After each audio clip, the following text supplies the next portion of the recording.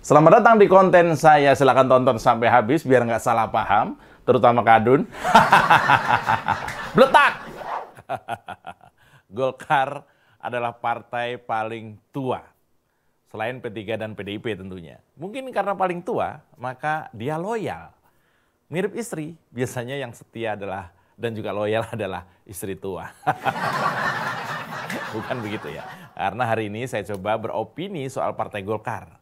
Karena saya menilai Golkar akan menjadi pemegang kunci, apalagi dengan KIB-nya dalam kandidasi Pilpres 2024 nanti.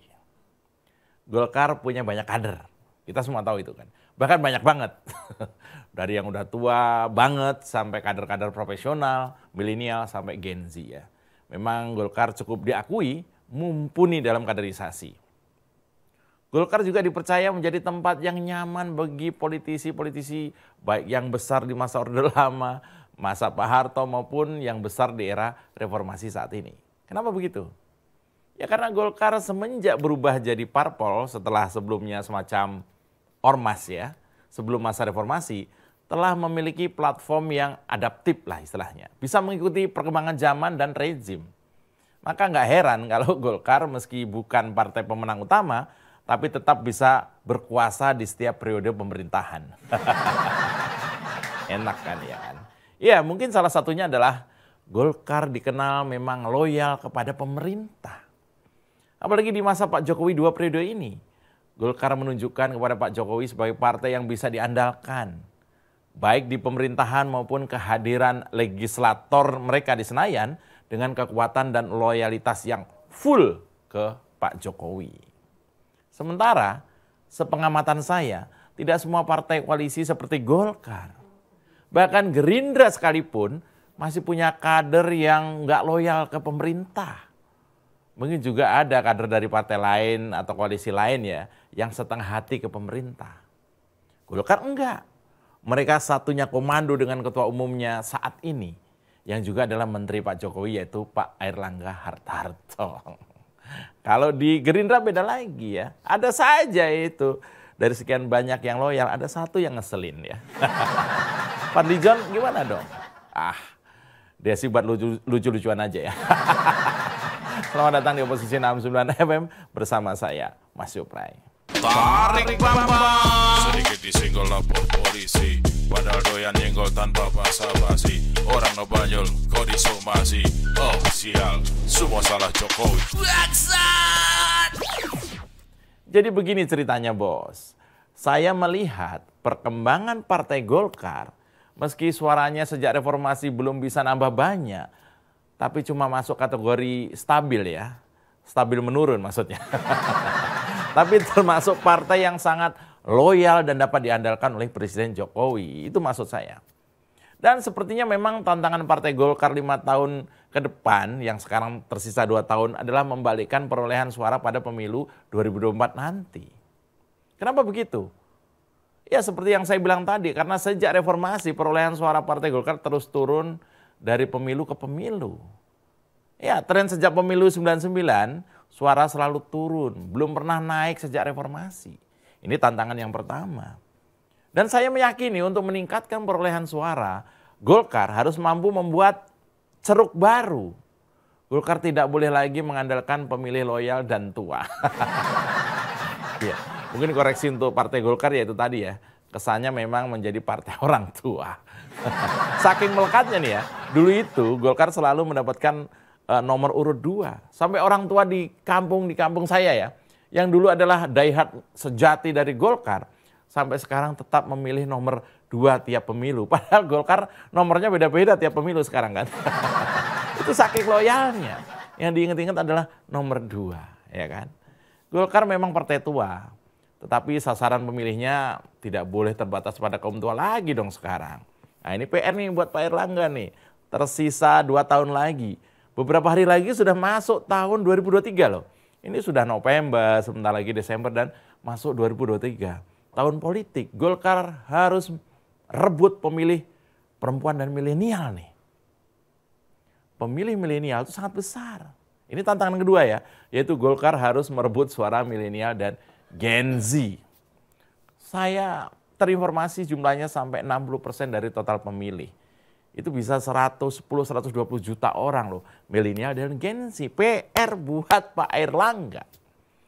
Tantangan berikutnya adalah sebagai partai koalisi pemerintah adalah terkait posisinya sebagai pendukung Presiden Jokowi. Kalau misalnya Pak Jokowi katakan gagal atau mendapatkan ketidakpuasan yang besar dari masyarakat dalam 5 tahun yang tersisa 2 tahun ini akan berpengaruh pada partai pendukungnya termasuk Golkar. Tapi menariknya, tingkat kepuasan masyarakat terhadap Pak Jokowi masih menyentuh angka 70% lebih. Dan saya meyakini ini bakal berpengaruh juga ke Golkar sebagai partai pendukung. Manfaatkan Om Airlangga, tersisa 2 tahun nih. Ya, ini bergantung bagaimana mengelola kepercayaan publik yang tinggal 2 tahun mendatang biar tetap dipercaya oleh publik. Maksudnya itu, Golkar harus sadar dan memanfaatkan momentum trust atau kepercayaan publik yang tinggi ke pemerintah untuk menggait pemilih yang baru, Pak. Soal menggait pemilih baru ini, saya membuat istilah saat ini banyak yang mendadak Golkar. Bukan mendadak dangdut ya, mendadak Golkar. Seru juga nih kalau istilah ini dipakai misalnya di media sosial, mungkin saja bisa menjadi trending. Meski pada kenyataannya, maksudnya di dunia nyata itu yang terjadi. Bang Emil atau Gubernur Jawa Barat ya Ridwan Kamil dan juga mantan Menteri Kelautan dan Perikanan Susi Pujiastuti dalam waktu dekat infonya akan resmi memiliki KTA Partai Golkar. Infonya begitu ya. Nah, bicara KTA ini, ada Wanda Hamidah, sudah lebih dulu mengantonginya. Mantan kader PAN dan anggota Nasdem sudah resmi memegang KTA Golkar. Rumah nggak jadi digusur dong Mbak ya. Ya, kepastian bergabungnya Ridwan Kamil ya dan Bu Susi, itu panggilannya ya. Banyak yang menyampaikan mereka akan bermukim, akan memberikan hak konstitusi politiknya di partai berlambang beringin itu. Tinggal menunggu momentum yang tepat untuk diumumkan oleh ketua umumnya yaitu Pak Airlangga Hartarto. Laris manis nih Golkar nih. Nih sebelumnya nih setahu saya ya Bu Susi ini memberikan kode akan bergabung ke partai politik dengan mengunggah foto pertemuannya dengan ketua umum Partai Golkar Airlangga Hartarto melalui akun media sosialnya. Dia bilang gini, seandainya Susi apolitik dini diajak berpolitik, kasih saran netizen pilih yang mana ya? Kuning milik Pak Airlangga atau warna lainnya? Itu kata Bu Susi di Twitternya, @pujiastuti. Jadi sudah kebayang ya, pesta strategi politik Partai Golkar untuk 2024 nanti. Sungguh menjanjikan sekali. Nah, sementara itu sebagai partai penguasa, legislatif ya dan juga eksekutif yaitu PDIP. Ini tantangan tersendiri ya, karena sejauh ini informasi politik yang berkembang hanya Nasdem parpol yang sudah jelas mendeklarasikan dukungannya kandidat di Pilpresnya yaitu Anies Baswedan. Ini baru Nasdem nih. Meski dukungan Nasdem, Anies masih goyah untuk meraih tiket pencapresan dan cenderung bisa batal. Iya, masih goyah loh. Dukungan Nasdem ke Anies ini menurut saya nih masih goyah. Meski menunggu dukungan dari parpol lain soalnya. Kesepakatan dalam satu koalisi. Begitupun Ganjar. Menanti parpol yang bersedia untuk mencalonkannya. PDIP kah atau mungkin Golkar CSK lewat KIB. Prabowo masih akan diputuskan juga dengan kejelasan nota kesepakatan bersama dengan PKB, dengan Muhaimin Iskandarnya, itu Prabowo. Jadi ini masih memang petanya masih berjalan.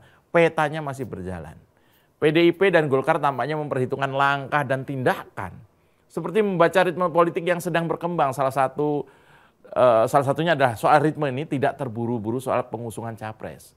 Bisa dianggap kedua partai ini sedang saling intai lah. PDIP dan Golkar nih ya. Nah, dibandingkan dengan pergerakan Nasdem, sepak terjang Golkar lah yang tampaknya yang harus diwaspadai oleh PDIP untuk tidak cepat mengambil keputusan. Di samping keberadaan Gerindra dan PKB yang membayangi. Nah, PDIP harus segera melindungi Ganjar nih dari partai lain dengan mendukung sebagai capres 2024. Saya mengibaratkan Ganjar ini seperti matador kecil lah di kandang banteng. Mungkin ya. Ganjar dengan karir dan prestasi mentereng tentunya PDIP harus segera memagarinya. Mungkin ya. Ini sekedar analisa kecil saya. Karena bagaimanapun Ganjar adalah sosok yang pas dapat melanjutkan kesuksesan Presiden Jokowi dan akhirnya masih patut ditunggu apa yang akan terjadi nanti. Dan saya tetap meyakini siapapun jangan menyepelekan peran Golkar dalam Pilpres 2024 nanti. Saya Mas Jupray, salam Bletak. Saya yakin Golkar akan dengan cermat, akan dengan teliti, akan dengan hati-hati, tidak sembrono dalam mendeklarasikan calon presiden dan wakil presiden 2024. Meskipun tadi saya lihat sudah teriak semua Pak Erlangga Hartarto. Dan saya juga meyakini bahwa yang akan dipilih oleh Partai Golkar, capres maupun cawapres, ini adalah tokoh-tokoh yang benar.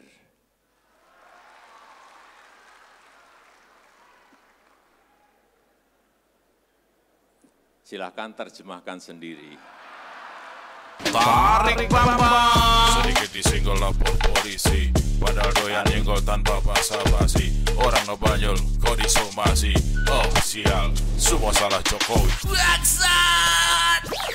Kita dukung aksi melawan intoleran, radikalisme, dan juga terorisme demi Indonesia yang lebih baik dengan cara subscribe di kanal 245 TV. Makasih.